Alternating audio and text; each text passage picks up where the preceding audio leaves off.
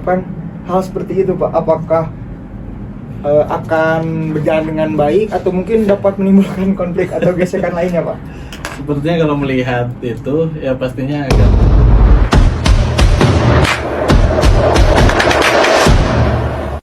Assalamualaikum warahmatullahi wabarakatuh.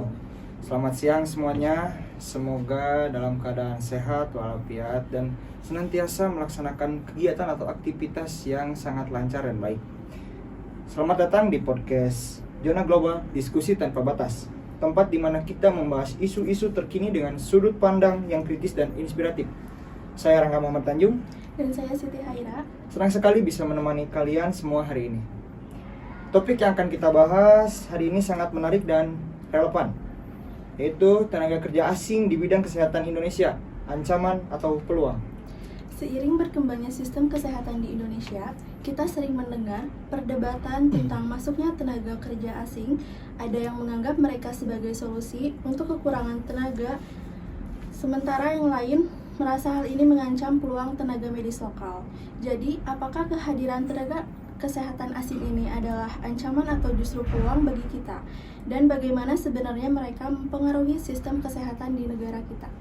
Ya, tentunya di sini kami tidak berdua saja. Kita sudah kedatangan Bapak Itmam Milataka, AMDRO STR Kes. Beliau ini merupakan dosen muda dari Fakultas Ilmu Kesehatan dan mengajar di Prodi RO ya Pak? ya. Prodi RO ya. Selamat datang Bapak. Selamat datang. Nah, tentunya hari ini kita akan lebih dalam menggali bersama narasumber spesial yang memiliki pengalaman dan pandangan menarik tentang topik ini.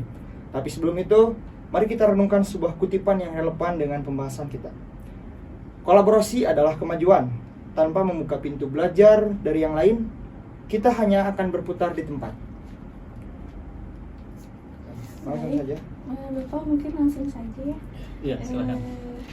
Berdasarkan pengalaman atau data yang Bapak ketahui, bagaimana tren tenaga kesehatan asing di Indonesia saat ini?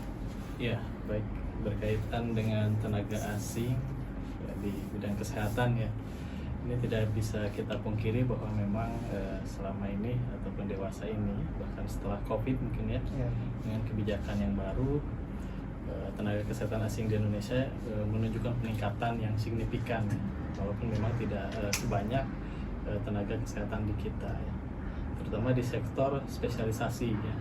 Mungkin beberapa di tenaga medis ya, salah satunya dokter, perawat yang sudah masuk ke Indonesia, memang mereka membawa sebuah keahlian ataupun teknologi-teknologi yang memang kita belum punya gitu ya.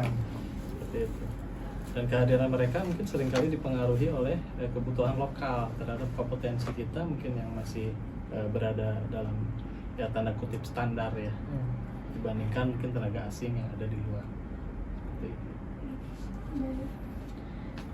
Kemudian bagaimana regulasi pemerintah saat ini dalam mengatur kehadiran tenaga kesehatan asing? Apakah sudah cukup efektif? Nah, jika melihat regulasi, kita mungkin kembali lagi ke Undang-Undang Nomor 17 ya, tahun 2023.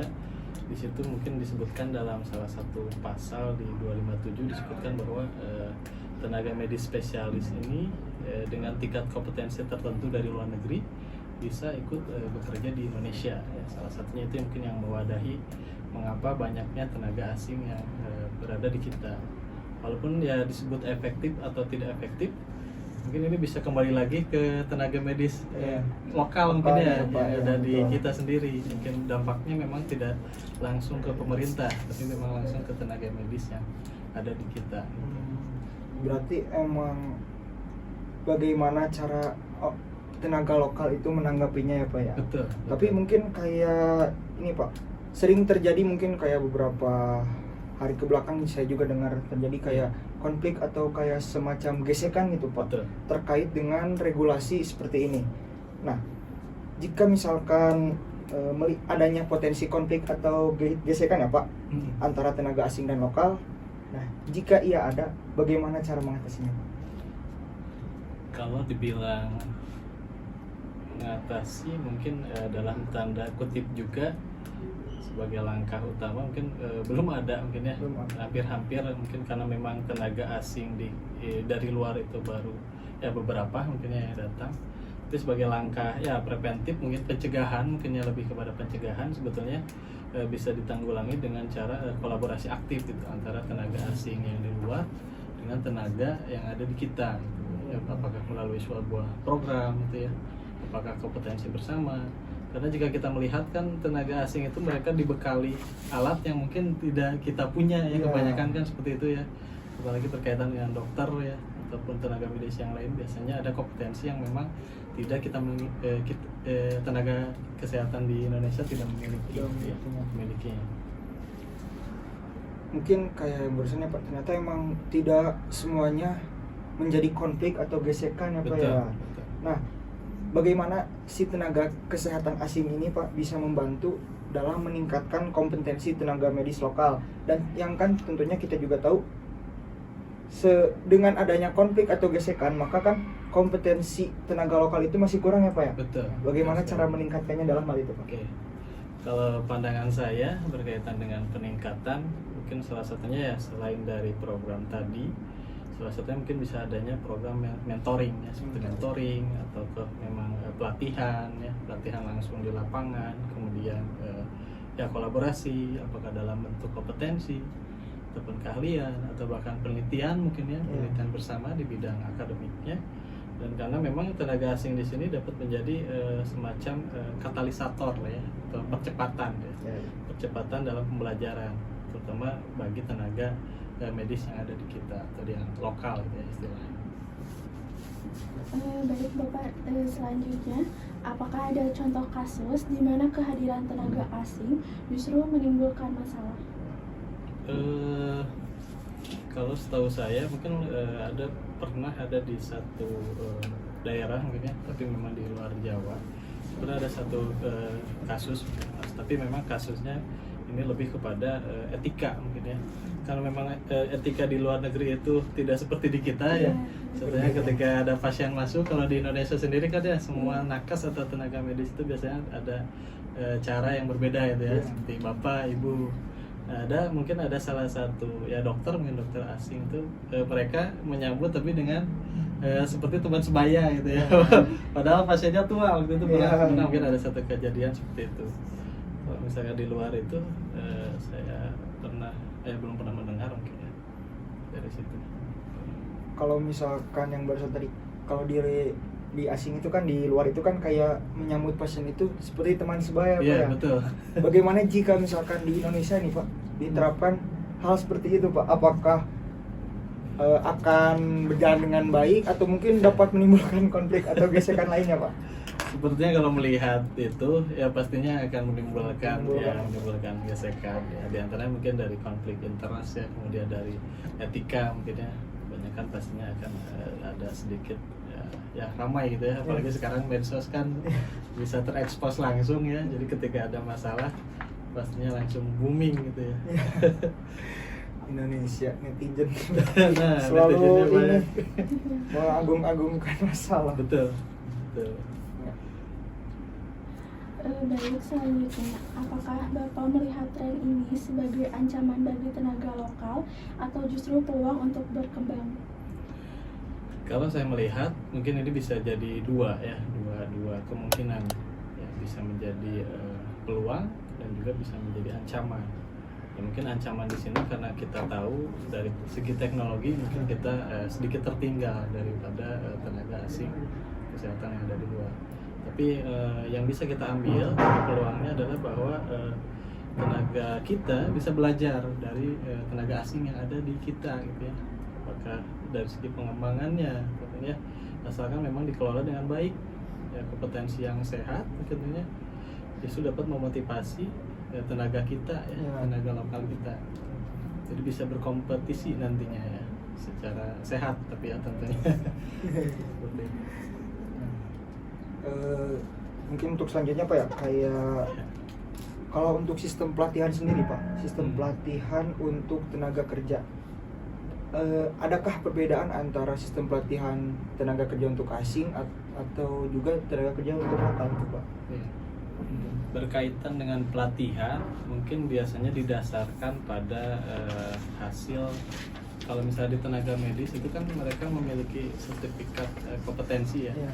atau dinamakan STR kalau STR nggak ya. salah. Nah, biasanya ada pelatihan khusus, apakah dari segi basicnya biasanya ada sedikit perbedaan dengan pelatihan yang ada di kita.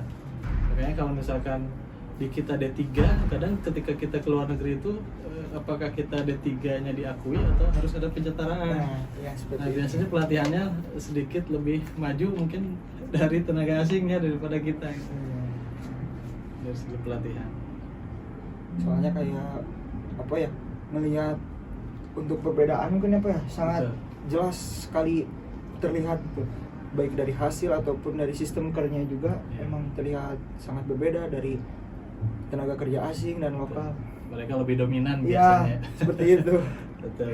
Dan juga mungkin kalau Bapak setuju ya, apakah bukan orang ya, tenaga kerja asing ini kalau di Indonesia kerja itu yang penting gaji, Pak.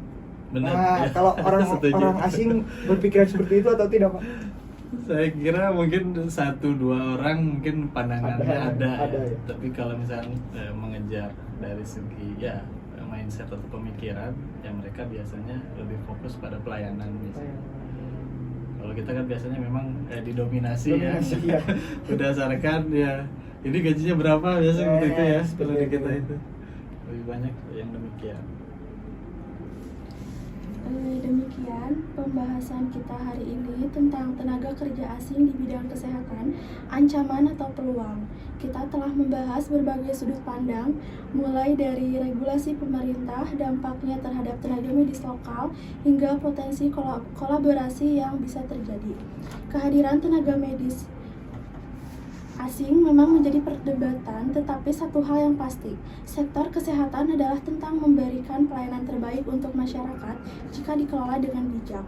Kehadiran mereka bukan hanya solusi jangka pendek, tetapi juga peluang untuk tumbuh dan peningkatan kualitas sistem kesehatan kita. Betul sekali.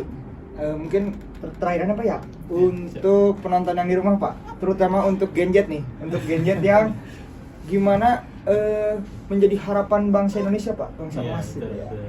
Apa pesan Bapak untuk Genjet untuk beberapa tahun ke depan? Untuk generasi selanjutnya mungkin ya, terutama ini berkaitan dengan bidang kesehatan ya. Ya mudah-mudahan semua mungkin ya, semua generasi penerus terutama di sektor kesehatan menjadi lebih aktif ya, kemudian meningkatkan kompetensi dengan baik dan juga lebih kompetitif nantinya ya secara global. Nah, dengan tenaga medis lokal yang terampil ya, dengan kita yang siap bersaing dengan kancah internasional, itu bisa kolaborasi juga antara dengan tenaga asing, bisa menjadi batu loncatan untuk mencapai visi di masa depan. Begitu dari pesan Bapak Itmam ya, untuk Genjet mungkin lebih semangat aja ya mencapai cita-citanya. Betul. Soalnya kayak Genjet ini banyak ngeluh. Ternyata emang harus keras dalam usahanya dan latihannya mungkin, dan pendidikannya juga harus lebih ditingkatkan. Baik Bapak, terima kasih sudah Sama-sama. datang di podcast kita hari ini. Terima kasih kembali. Semoga mungkin apa yang Bapak sampaikan bisa bermanfaat untuk Amin. semua yang ada di rumah, terutama untuk Genjet. Semangat Genjet. Nah, mungkin untuk Genjet, terima kasih sudah mendengarkan podcast Zona Global Diskusi Tanpa Batas. Jangan lupa untuk berbagi pendapat kalian tentang topik ini melalui komentar, media sosial, ataupun yang lainnya. Kami ingin mendengar pandangan dari kalian semua. Saya Rangga Muhammad Tanjung, Dan saya Siti Haira. pamit undur diri, tetap sehat, tetap kritis, dan sampai jumpa. Wassalamualaikum warahmatullahi wabarakatuh.